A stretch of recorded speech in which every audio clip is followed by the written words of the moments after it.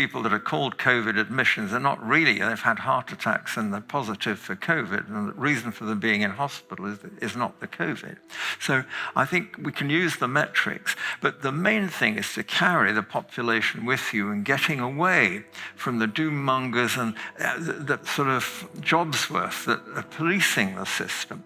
The population won't come out of it. So it was easy to get in, presumably because psychological tricks were used. It's fascinating to see the use of a sort of coordinated onslaught on people's values and the societal requirement to obey. The organization that frightened me most was how submissive it was the church. The church, especially the Church of England, shut up shop.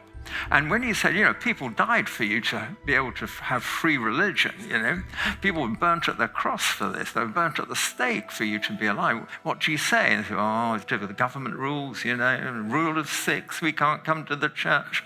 So what about the car park? Do something different. But I think all organizations were struggling to cope with what was going on.